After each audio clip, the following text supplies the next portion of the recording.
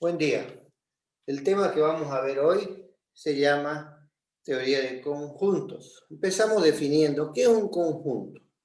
Un conjunto es toda colección, reunión, agrupación, ¿sí? ¿De qué cosa? De objetos, pero esos objetos tienen que estar bien definidos y además de eso, tiene que ser de cualquier naturaleza, como ser, por ejemplo, números, ¿sí? Conjunto de números, personas relacionadas en el tema del conjunto, ideas, letras, etcétera, etcétera, y más, etcétera. Notación. Para denotar a los conjuntos, nosotros vamos a usar letras mayúsculas, como ser A, B, etcétera, ¿sí? Todas son letras mayúsculas.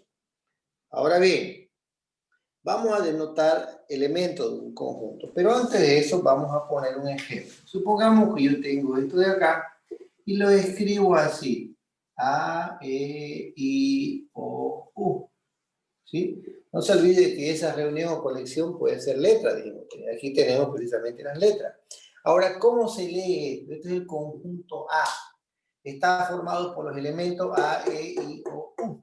Entonces, como puedes apreciar, para usar el conjunto tenemos que utilizar llaves. ¿Sí? Estos son llaves. Ahora bien, llave de ingreso y llave de inicio y fin. ¿Está bien? Dentro de las llaves, ¿sí?, van los que se llaman los elementos de un conjunto. ¿Sí?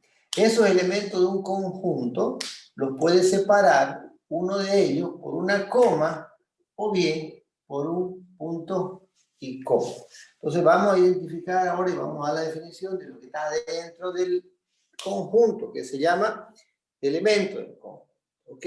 Entonces, ¿qué es un elemento del conjunto?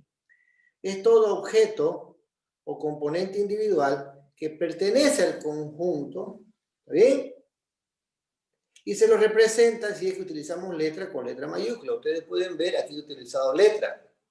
¿Sí? Aquí está la A, por ejemplo, sin embargo el conjunto es A. Entonces los conjuntos, letra mayúscula, y los elementos del conjunto, si es que usted usa letra, son letras minúsculas. ¿Ok? Ahora vamos a hablar de otro concepto que se llama relación de pertenencia. Entonces, decimos, para indicar que un elemento cualquiera pertenece o no pertenece a un conjunto cualquiera de este conjunto A, vamos a usar los siguientes símbolos. ¿Y cuáles son esos símbolos? Este señor se lee pertenece y este señor se lee no pertenece. Por ejemplo, agarremos la letra A minúscula que está dentro del conjunto. Entonces, A es un elemento. ¿Pertenece al conjunto A? Correcto, pertenece al conjunto. A ver, agarremos otra letrita que está dentro del conjunto, la letra I. ¿Pertenece al conjunto A? Sí, pertenece al conjunto A. Ahora agarremos la letra Z. Está aquí la Z, no hay. Entonces la letra Z no pertenece al conjunto A. ¿Estamos de acuerdo? Ahora vamos a ver descripción de un conjunto. Entonces, todos los conjuntos, escuche bien, se pueden describir de dos formas. ¿Está bien? Uno de ellos es por extensión y otro de ellos se llama por comprensión. Entonces, usted tiene dos formas de escribir a un conjunto. Por ejemplo, este conjunto se lo puede escribir de esa forma o también lo puede escribir así.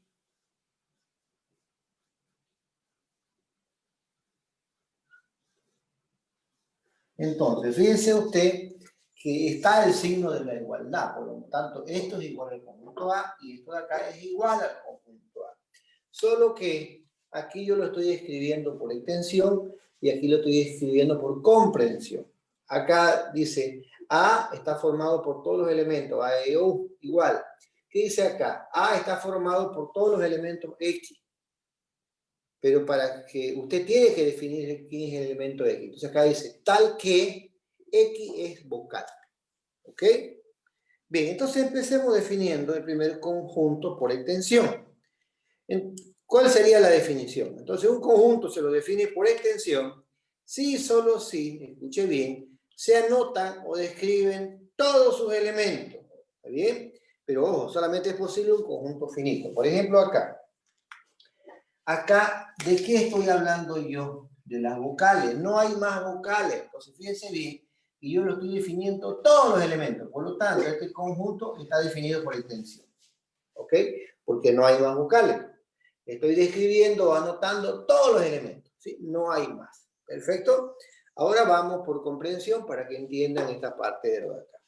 Perfecto. Entonces lo vamos a describir por comprensión y decimos, un conjunto se lo define o se lo describe por comprensión, escuche bien, si y solo si se especifica la propiedad que caracteriza a sus elementos. Se especifica la propiedad que caracteriza a sus elementos. En otras palabras, esto de acá es por comprensión. Ahora, escuche bien. ¿Sí? Cuando es por comprensión, usted siempre va a ver como que tiene una fórmula, ¿sí? Una formulita. No está definido así como acá, es una formulita. Porque aquí estoy especificando que el conjunto A se lo define para todos los X, pero estoy especificando concretamente quién es X. Le estoy diciendo X es vocal. ¿Perfecto? Entonces con eso cerramos la descripción de todos los conjuntos. Insisto, todos los conjuntos sí o sí lo va a poder describir por extensión y por comprensión. Ahora les voy a dar una serie de ejemplos, ¿sí? Para que identifiquemos lo que les acabo de decir. ¿Ok? Ok, chicos. Presten atención. Aquí yo estoy escribiendo 5 ejercicios. Observen ustedes, aquí el conjunto A les aparece como si fuera una formulita, el conjunto B les aparece otra formulita, no hay nada así bien definido, digamos, ¿no? El conjunto 3 también, el conjunto 4 y el conjunto 5. Entonces, significa que todos y cada uno de estos conjuntos están escritos o descritos por comprensión, ¿sí? No se olvide que cuando usted lo describe por comprensión, usted lo que hace básicamente, ¿sí? Es especificar la propiedad que caracteriza sus elementos. ¿Ok? Usted está especificando que X es igual a esto, X es esto, X es esto, está, ¿sí? Ahí es lo que está especificando. Entonces, ahora, ¿qué es lo que vamos a hacer? Todos y cada uno de estos conjuntos, ¿sí? Usted lo tiene que escribir por extensión. A ver, empecemos con lo más fácil. A ver, hagamos el 3 y el 4. Fíjese lo que me está diciendo. El conjunto C, ¿sí? Está formado por todos los elementos X, pero ahora estoy especificando su propiedad. ¿Quién es X? X es un día de la semana. Entonces usted sabe por definición que los días de la semana, ¿cuáles son? Son 7, ¿no? Pongámosle lunes, martes, miércoles, jueves, viernes, sábado y domingo. Esos son todos y cada uno de los días de la semana. Entonces, fíjense, aquí estoy describiendo todos los elementos. No hay más elementos. En otras palabras, no hay más días de la semana. ¿Cuántos son los días de la semana? 7. Entonces, esto que está aquí a la derecha es el mismo conjunto, pero está definido por extensión. Ahora vámonos al número 4, que también es súper sencillo. En el número 4, ¿usted qué tiene? Dice que X es vocal débil. Ustedes saben que las vocales son A, E, I, O, U. Y dentro de las vocales tenemos vocales fuertes y vocales débiles. Entonces aquí las vocales débiles son la I y la U. Entonces, ¿no hay más vocales débiles? No hay más. Entonces, este conjunto que estaba antes definido, descrito por comprensión, ahora está por extensión. Ahora vámonos al número 1. En el número 1 le dice que x cuadrado es igual a 1. Pero lo que usted tiene que establecer o especificar es quién es x, no quién es x al cuadrado. Entonces lo que usted tiene que hacer ahí es despejar x. Usted sabe, mire, por definición usted sabe que x al cuadrado es igual a 1. Entonces lo que nosotros vamos a hacer es despejar x. Preste atención. Cuando usted despeja x, ¿sí? No es que le quede la raíz, sino que le queda más o menos la raíz cuadrada de 1. ¿Ok? Entonces, la raíz cuadrada de 1 es 1, entonces la respuesta es más o menos 1. Entonces, aquí tiene el menos 1 y tiene el 1. Quiere decir que este conjunto está definido por extensión. Ahora, présteme atención. En matemáticas, todos y cada uno de los ejercicios que usted haga los puede verificar. Y evidentemente, mire, menos 1. Vamos a verificar la propiedad. Dice acá que menos 1 elevado al cuadrado tiene que ser 1, ¿no? Porque la respuesta le está diciendo que x vale menos 1 y x vale 1. Veamos y verifiquemos cuando x vale menos 1. Entonces, donde dice x le pongo menos 1. Menos 1 al cuadrado es 1. Y 1 es igual a 1. Verifica. Y el otro ya está de más verificar, ya lo sabemos, obvio, el otro es 1. Entonces, 1 al cuadrado es igual a 1. 1 al cuadrado es 1, 1 es igual a 1. Entonces, verifica la propiedad. ¿Está bien? No es que usted haga esto, no es que usted dice, yo aplico la raíz cuadrada en ambos lados, este se va con este y x me queda la raíz de 1. No, es más o menos la raíz. ¿Sí? Es una raíz par. ¿Claro? Eso es lo que usted hace. Entonces, quiere decir que este conjunto que antes estaba por comprensión, ahora está por extensión. Y esta propiedad verifica si solo si x toma el valor de menos 1 y de 1, nada más. Como el ejercicio número 5 es muy parecido, vamos a hacer exactamente lo mismo. Ahora présteme atención. ¿Sí? Aquí dice lo mismo, entonces, que tiene que estar definido para x, no para x al cuadrado. Entonces, usted tiene que hacer, ahí donde dice x cuadrado más 1 igual a 5, lo que tiene que hacer usted es despejar x. Entonces, si yo despejo x, fíjense bien, ¿qué me quedaría? X cuadrado es igual a 4. Este 1 que está sumando pasa a restar. Entonces, usted va a hacer exactamente lo mismo. X es igual a más menos raíz cuadrada de 4, que es lo mismo que decir más menos 2. ¿Ok? ¿Por qué más menos 2? Porque la raíz cuadrada de 4 es 2. Pero el menos no está dentro de la raíz, el menos está afuera. Entonces, este mismo conjunto descrito por extensión es el menos 2 y el 2. ¿Correcto? Esa sería la respuesta. Ahora vamos al ejercicio número 2. En el número 2 hay que trabajar más. ¿Sí? Escuche. ¿Por qué? Porque x es igual a 2 elevado a la n más 1. Pero le dice que n pertenece a los números naturales. ¿Cuáles son los números naturales? Los números naturales son todos los enteros positivos. 1, 2, 3, 4, 5, 6, 7, etcétera, etcétera, ¿no? Todos los enteros positivos, o sea, no son decimales ni fraccionarios y tampoco son negativos. ¿El 0 entra como número natural? No. ¿Sí? Entra desde el 1, 1, 2, 3, etcétera, etcétera. Y además de que es un número natural, le dice que n está entre el 3 y el 6. Entonces lo que usted tiene que hacer es reemplazar los valores. Usted dice, ¿qué pasa si n vale 3? ¿Qué pasa si n vale 4? ¿Qué pasa si n vale 5? ¿Y qué pasa si n vale 6? Y es simplemente reemplazar. Si n vale 3, entonces x es igual a 2 a la 3 más 1. 2 al cubo, usted multiplica 3 veces 2. 2 por 2 por 2. 2 por 2, 4 por 2, 8. Más 1, 9. Y aquí hace lo mismo. X es igual a 2 a la n, pero n vale 4. Más 1.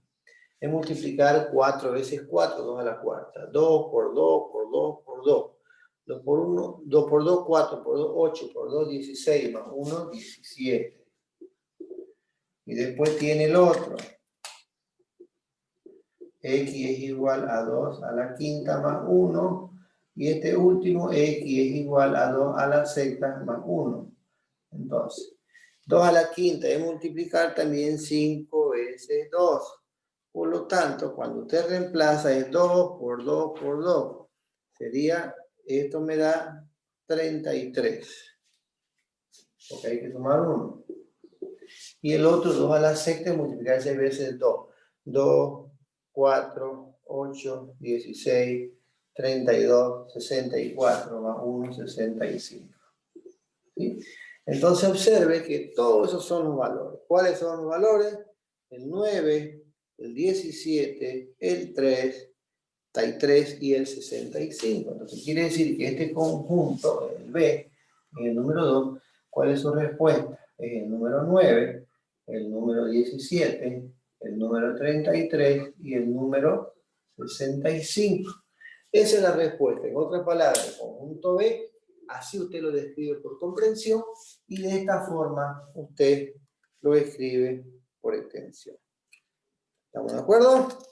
Bien, vamos a seguir con los ejemplos, pero vamos a borrar la pizarra. Ok, aquí tengo 4 ejemplos adicionales. Por ejemplo, el primero es A, E, O. Este conjunto, ¿cómo está descrito? ¿Extensión o comprensión? Como no hay ninguna fórmula, esta letra es extensión. Acá hay una fórmula, comprensión. Aquí no hay fórmula, extensión. Aquí hay una fórmula, comprensión. ¿Por qué digo fórmula? Porque le está diciendo quién es X. Se lo está definiendo. Le está especificando la propiedad de X. Porque dice B es el conjunto X. Y después le especifica quién es X. En cambio acá no, y aquí tampoco. Aquí le dice conjunto X y se lo especifica quién es X. Entonces, cuando es así, es comprensión. Entonces, este de acá, el inciso B y el inciso D es por comprensión.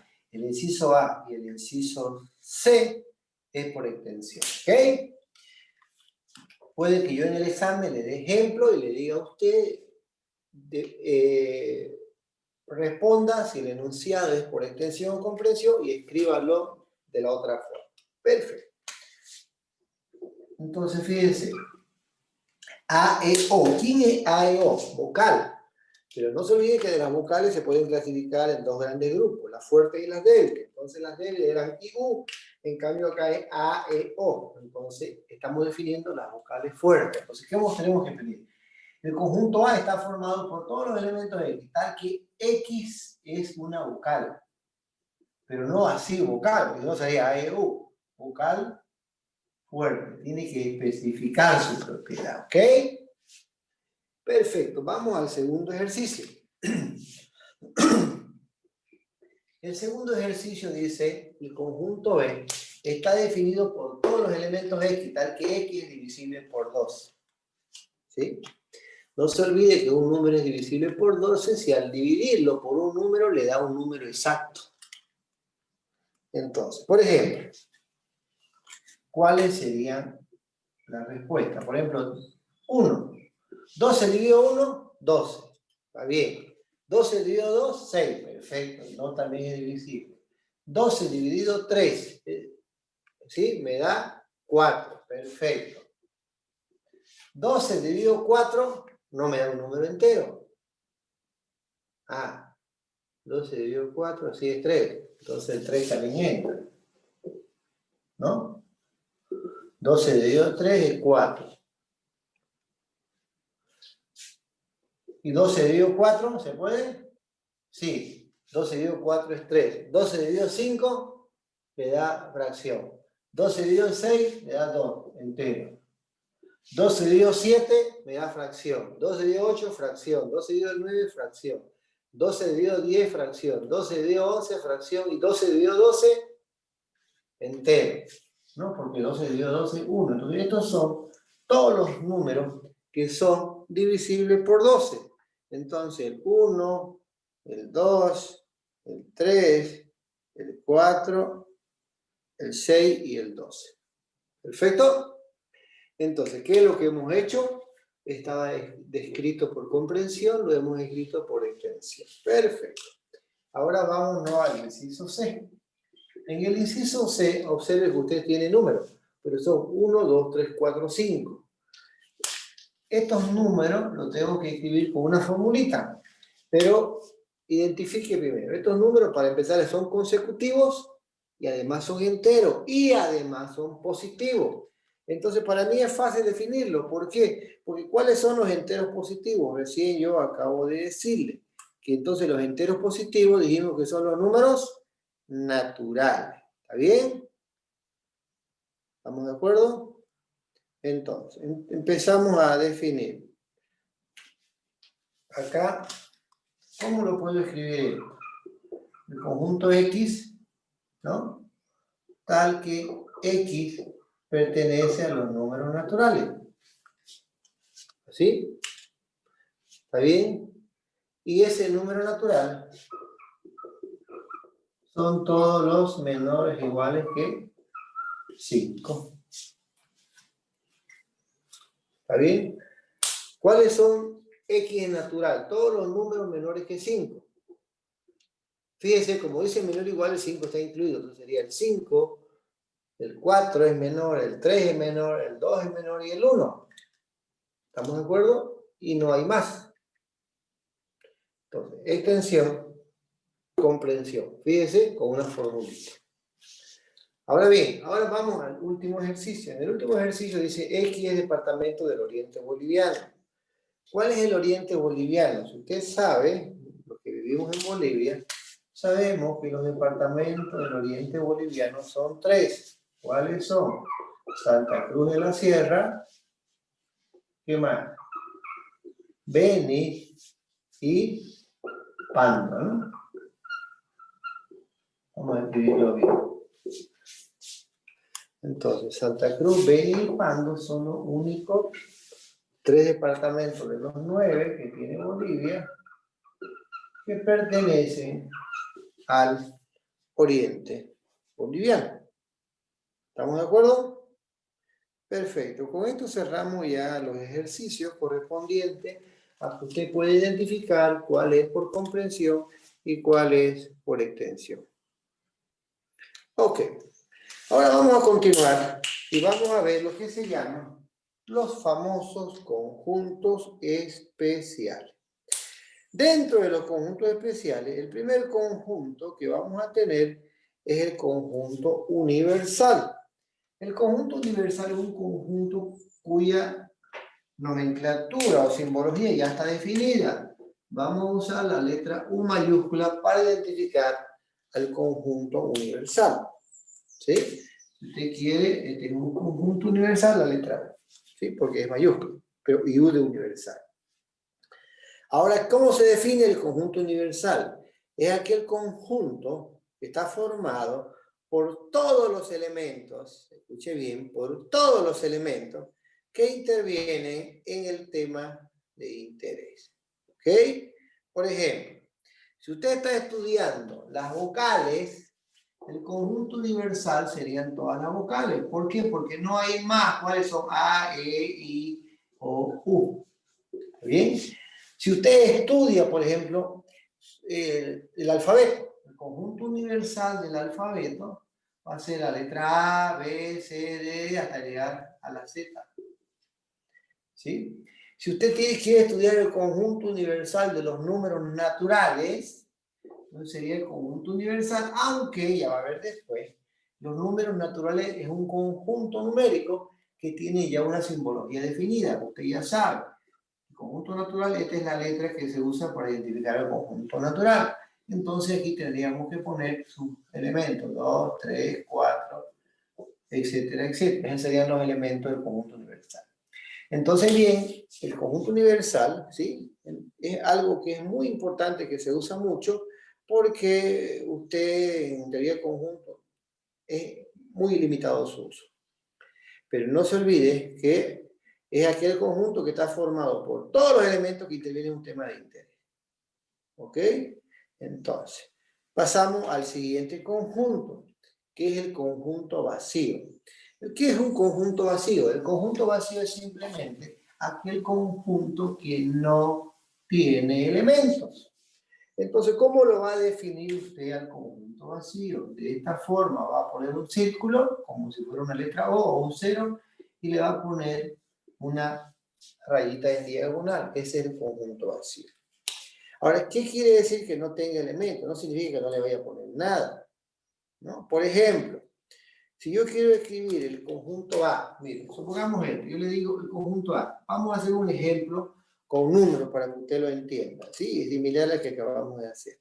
Yo le puedo decir que el conjunto A está definido por todos los elementos de X, tal que X pertenece a los números reales y además usted tiene que X cuadrado es igual a menos 2, por ejemplo. ¿Sí? Este es su conjunto. No se olvide que un conjunto se lo puede escribir como un enunciado o una proposición que tiene que tener un sentido.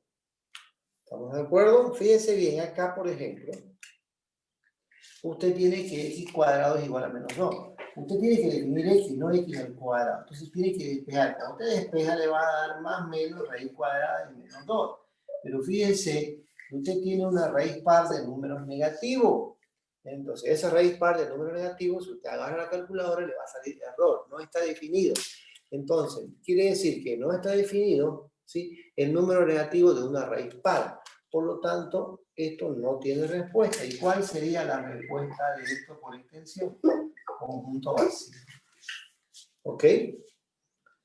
Porque no hay elemento que verifique esta propiedad. No hay elemento real. Esto se puede trabajar como números imaginarios, ¿no?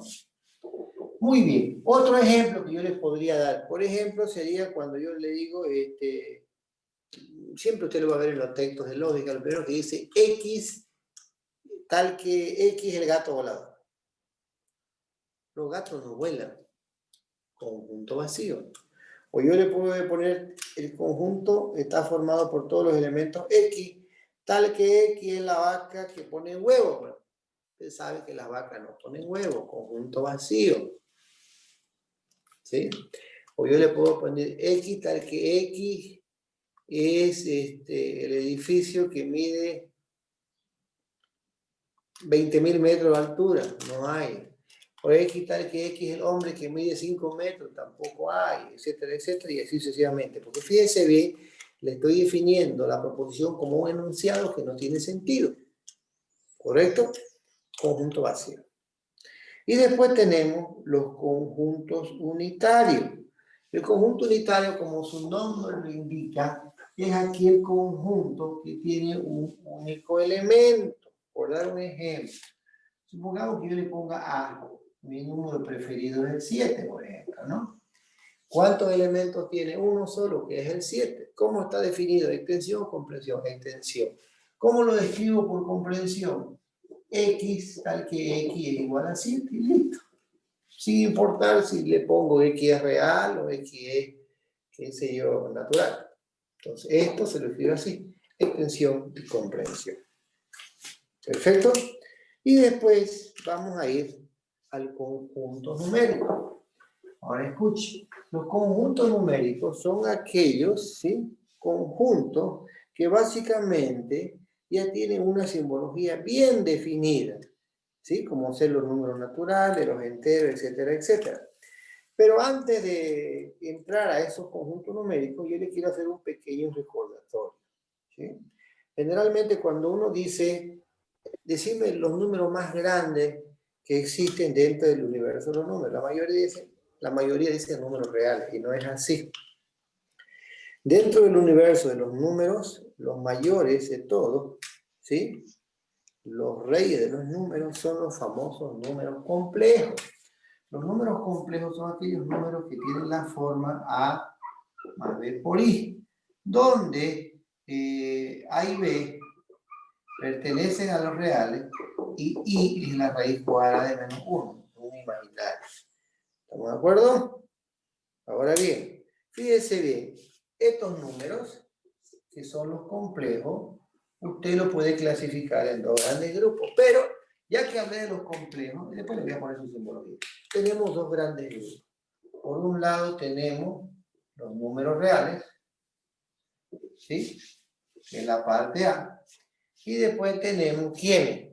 Los famosos números imaginarios, ¿ok? Entonces aquí tenemos los números imaginarios. Entonces aquí está la parte A y aquí está la parte B por I, ¿no? Donde I es la raíz cuadrada de menos 1, que es un número imaginario, y siempre A es un número real. Perfecto. Ahora, observe usted, dentro de los números reales, estos también se clasifican en dos grandes grupos, ¿sí? ¿Cuáles son esos dos grandes grupos? Los famosos números racionales y los números irracionales. Entonces acá tenemos los números racionales y después aquí tenemos los números irracionales. ¿Perfecto? ¿Sigue la clasificación? Por supuesto que sí. Los números racionales se clasifican también en dos grandes grupos. Uno lo que se llama, que ya todos lo conocemos, que son los famosísimos números enteros.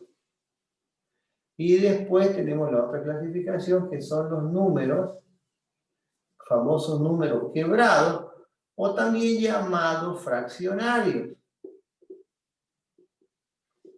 ¿Sí? ¿Ahí acaba la clasificación? No. Los números enteros, usted ya sabe, también tiene otra clasificación. Están los enteros positivos, ¿sí? Está lo que se llama el número nulo, pero algunos prefieren llamarlo neutro. Pongámosle neutro. Y después tenemos los enteros negativos. ¿Sí?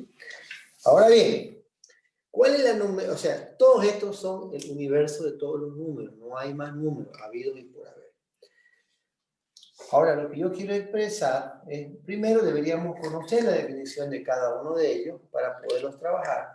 Y segundo, identificar su simbología ya definida. Por ejemplo, los números reales, perdón, los números complejos, de todo el universo los números son los más grandes.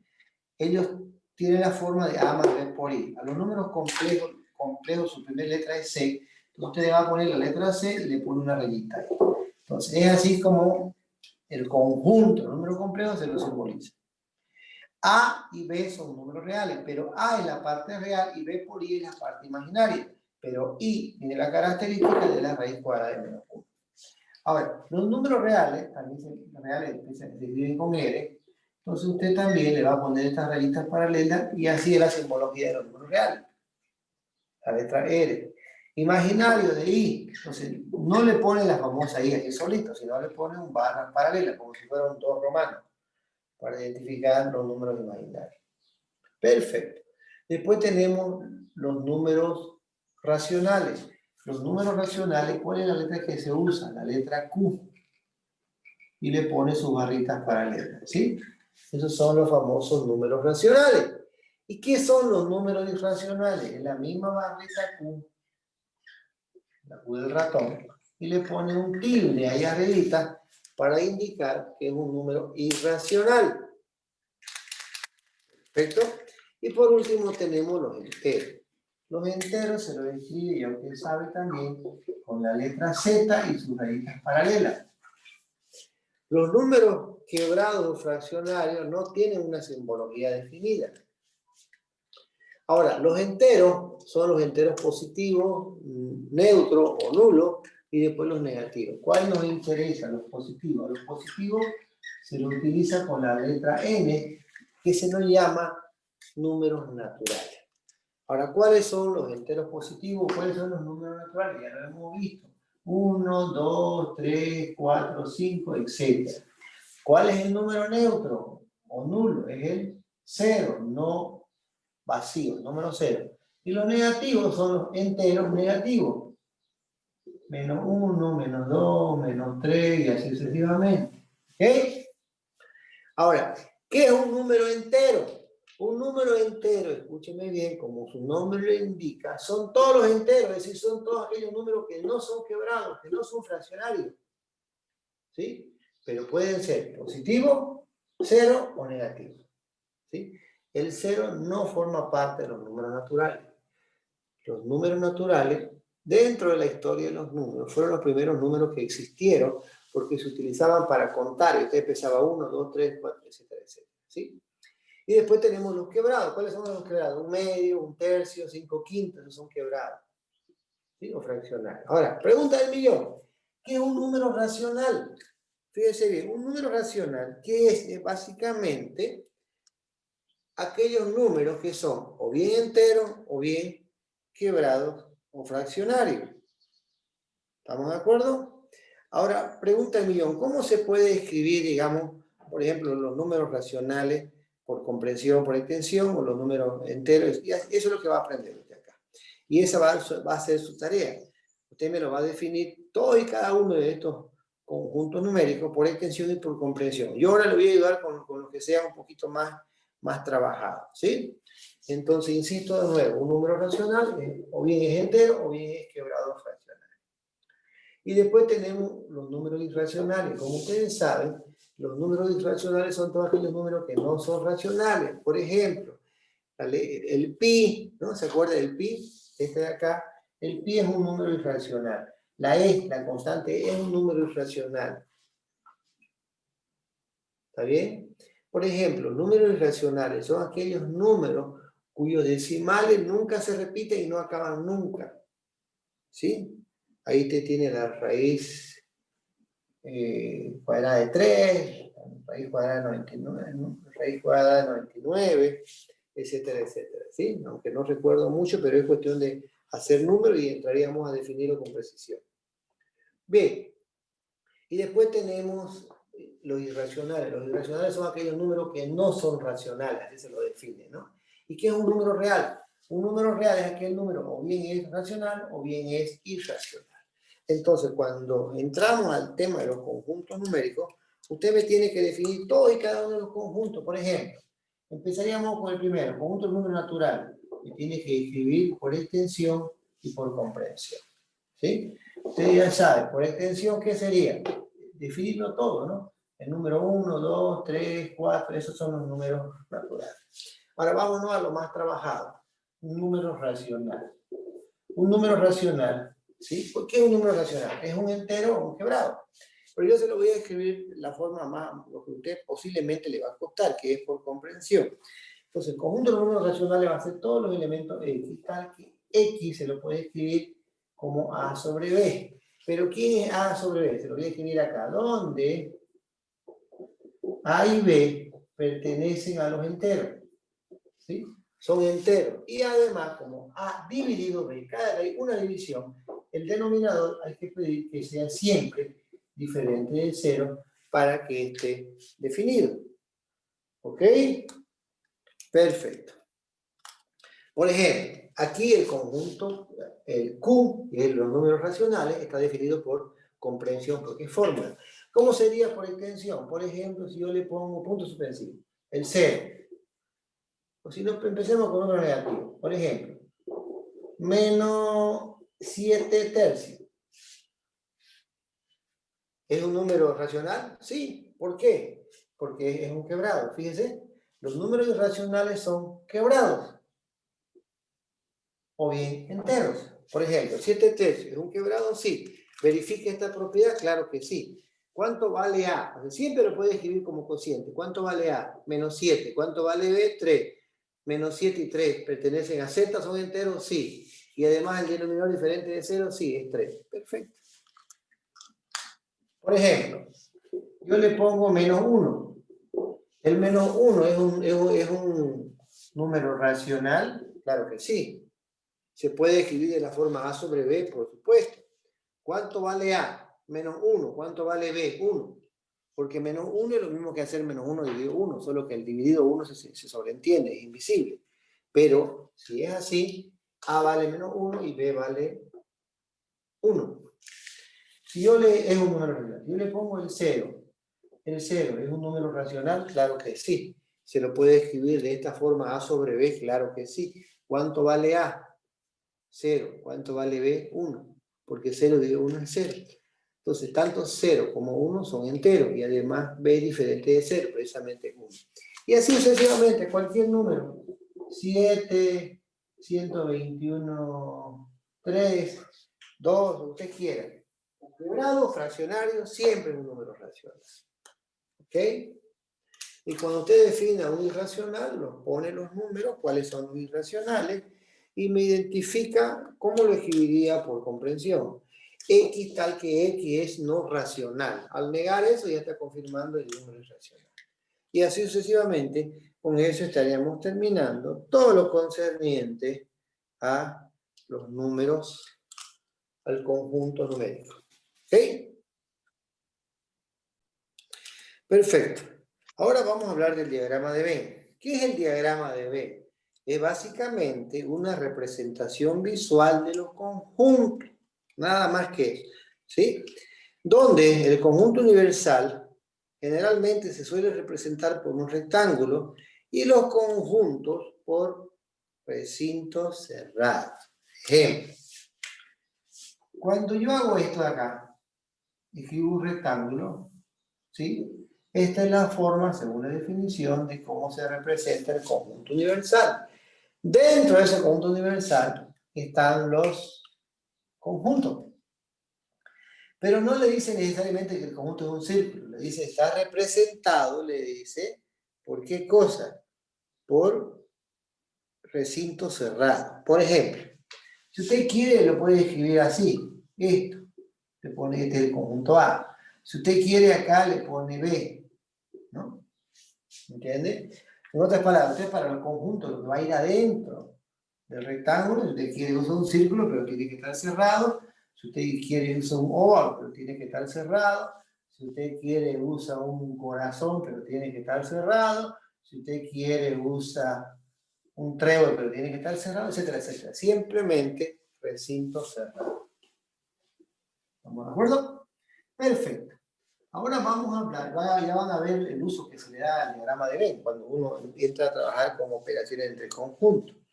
Ahora vamos a ver un concepto interesante que se llama inclusión o subconjunto.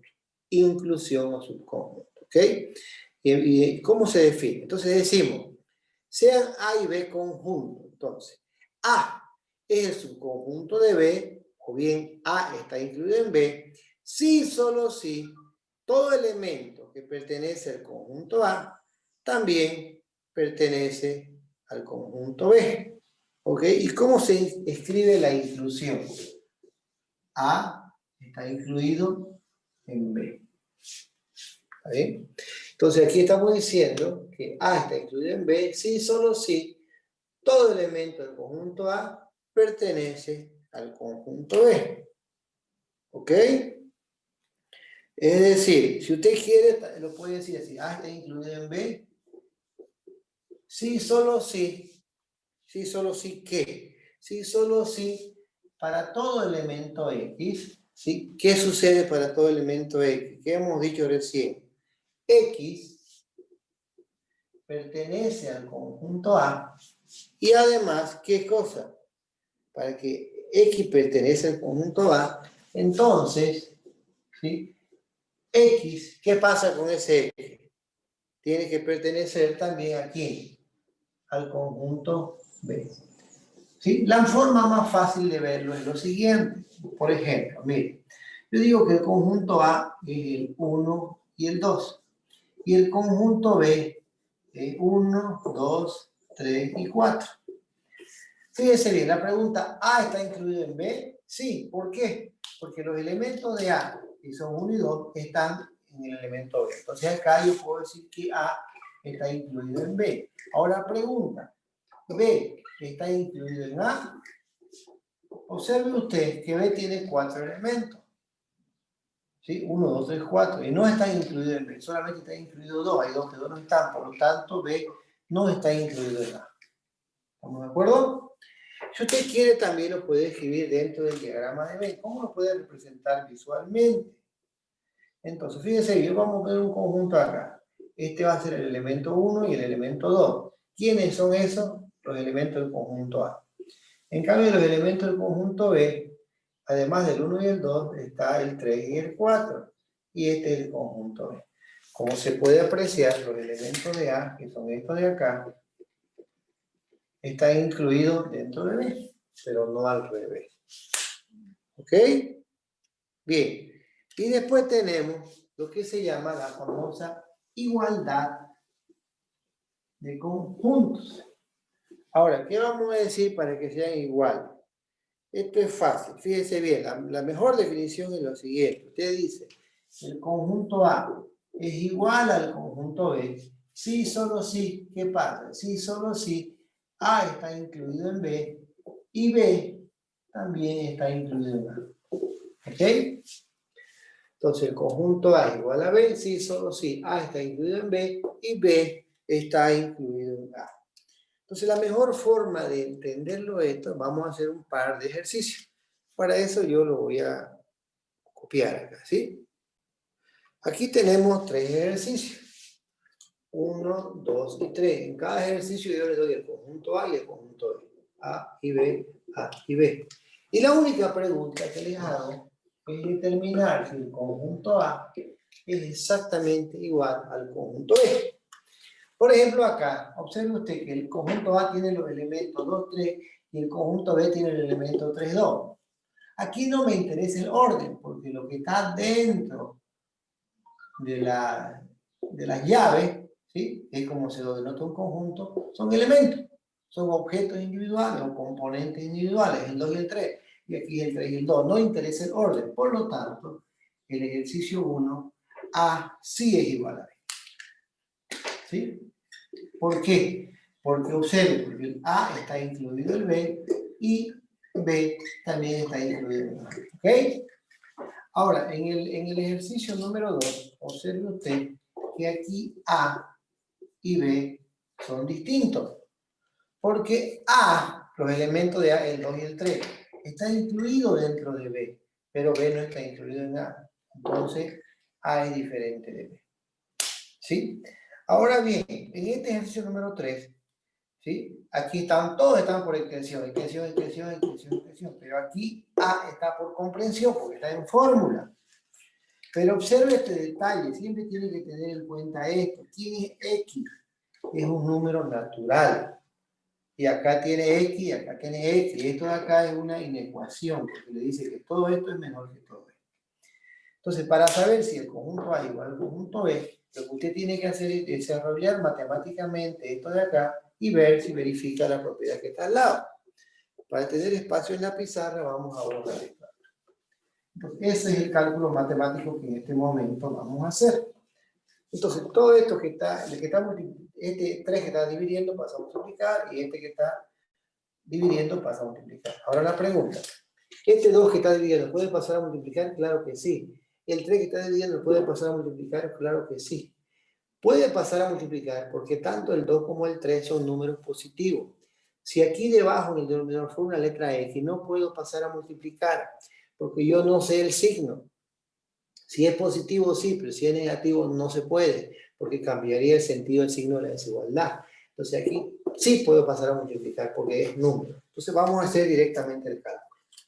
Sería, es así, ¿no? Tiene 4 menos 3, multiplicaría por 3. Entonces vamos a hacer distributiva. Hacemos este por X, sería 3 veces X, menos 3 por 4, 12. Mantiene el signo, ¿no? 3 por X, 3 por menos 4. Mantengo el signo de la desigualdad. Menor. Este 2 que está dividiendo pasa a multiplicar 2 por 12, 24, se mantiene el menos, y 2 por 3, 6 veces X. ¿Sí?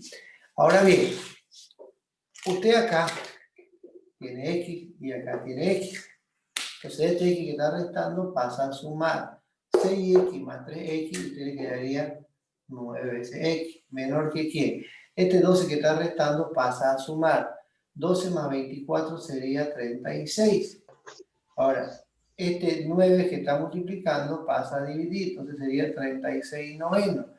X, 36 dividido 9 es 4. Usted tiene que X es menor que 4. Entonces, quiere decir que todo esto de acá adentro es como si dijera X es menor que 4. Pero observe usted, los menores que 4, ¿qué números naturales son los menores que 4? El 3, el 2 y el 1. ¿Correcto? Entonces, ¿cuál sería mi respuesta? ¿Cuál es mi conjunto solución de esta alternativa? Entonces serían los números menores que 4. ¿Y cuáles son los naturales menores que 4? El 4, el 3, el 2 y el 1. ¿Sí? Estos son los números naturales. Perdón, los menores que 4. Si me dijera menor o igual que 4, ahí incluye el 4. Pero me dice menor que 4. Entonces los menores que 4 es el 3, el 2 y el 1, que son evidentemente esto de acá. Entonces, el ejercicio número 3, sí A es igual a B. Verifica que es igual a B.